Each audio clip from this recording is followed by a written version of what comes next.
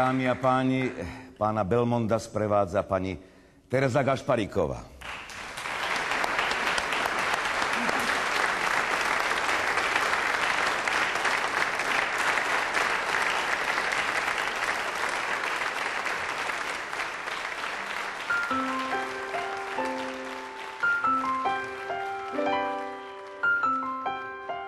To tlmočenie aj bavilo, tam to ma vtiahlo do takých rôznych svetov a rôznych spoločností. Dostala som sa na miesta, kde sa bežný smrteľník nikdy nedostane. Dostala som sa k ľuďom, alebo žila som pár dní vždy počas toho tlmočenia s ľuďmi z najrôznejších oblastí. Vždy za tie preklady bolo menej peňazí ako za tlmočenie. Nie, že by ma tlmočenie nebavilo, tlmočenie ma strašne bavilo a mi zachránilo ma v rôznych situáciách. Hlavne keď som zostala, dá sa povedať, sama s 2 deťmi a musela som ich uživiť. A chcela som ich uživiť tak, aby necítili sa nejako obmedzovaní.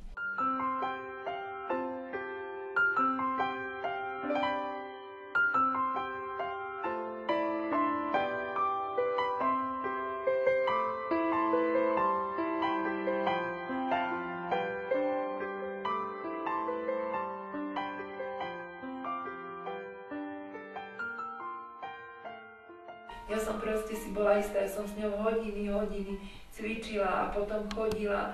Verila som, že bude chodiť, vieš, ak som ju držala, že musí a bude a proste nesedela. Proste všetko sme robili, že určite sa nájde na svete nejaká nemocnica, nejaký liek a že ona bude chodiť, bude rozprávať. Ona aj v tom postihnutí bola veľmi krásna ako dieťa. Bola nádherné dieťatko. Vieš, a to bolo, to niekedy mi tak ťažko padlo, jak išla, že ľudia vždy pozerali aj do kočíka, že pozri, aké krásne dieťa, pozri, aké krásne. No a ja som vedela, že nebude rozprávať, nebude chodiť. Tak to bolo dosť také ako bolavé. To nikto neuverí, kto to neprežije, že to nie je trest, ale že to je veľká útecha života, a to hovorí väčšina ľudí, ktorá sa stará o ťažko postihnutých, o ťažko chorých ľudí. Lebo ťa to naplňa, stále máš ako keby v sebe taký náboj lásky, ako ten, a s tým sa oveľa ľahšie žije, lebo máš niekoho stále rád, vieš, že ťa potrebuje, vieš, že mu musíš dávať a to málo kto má také šťastie. Vieš, že má sústavne v sebe ten náboj lásky. To, myslím si, že v tom je to tajomstvo, že prečo potom človek vydrží aj neuveriteľné veci.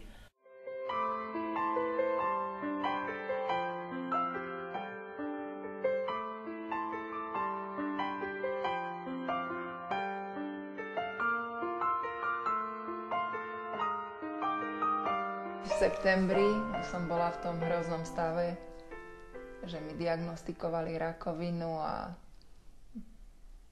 mala som a možno ešte aj mám málo šanci na prežitie. Keď si spomeniem, že sú deti, ktoré zomierajú na rakovinu, že mladí ľudia zomierajú, že proste aké nešťastia sa dejú, koľko ľudí žije v ťažkostiach a nešťastí, tak toto vyzerá priam banálne, táto situácia. Ale nič to nemení na skutočnosti, že každý deň sa človek zobudí s tým, že áno, táto choroba tu je a musím s tým žiť. Proste usilujem sa bojovať tak, že každý deň, čo tu je dar, ako keby každý deň bol navyše. A ja od 41. roku do dnešného dňa, teraz mám 59, som prežila naozaj veľa krásnych vecí. Takže môžem byť šťastná, že som ich mala. Ale to sa ľahko hovorí teraz. Potom samozrejme zase príde ďalšie ráno alebo ďalší večer, keď človeka chytí ten strach. Kedy sa to stane, kde sa to stane. Obyčajný strach zo smrti.